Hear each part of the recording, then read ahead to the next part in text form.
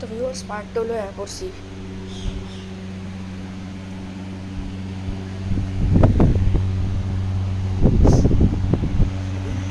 তো ভিউয়ার্স আমার স্বপ্নটা আমি আবার শুরু করতেছি। তো ট্রুথ স্টোরি।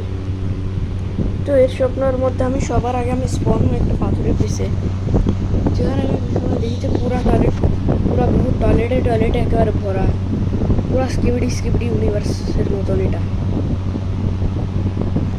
এখানে কোনো ক্যামেরাম্যান, সিনেমাম্যান, টিভি ম্যান নাই। সেখানে শুধু আমি একাই সার্ভাইভ করতেছিলাম।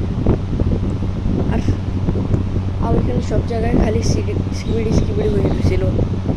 আর জি-ম্যান আর বড় পাথরের পিছন থেকে আমি দেখতে পাইলাম জি-ম্যানকে। সেই জি-ম্যান তো 1.0 ছিল, ওর কাছে আই লেজার ছিল।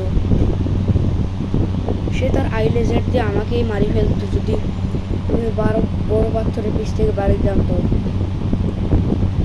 তাই আমি ওইখানে লুকায় রয়েছি। আমি যে বাইরে হইব, জি-ম্যান নিজের চোখ অ্যাক্টিভেট করে দিয়েছিল।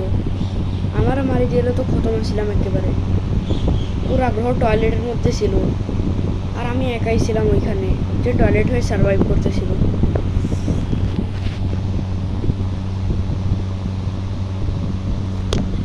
তো ভিউয়ার্স, এতটুকুই ছিল আমার স্বপ্ন।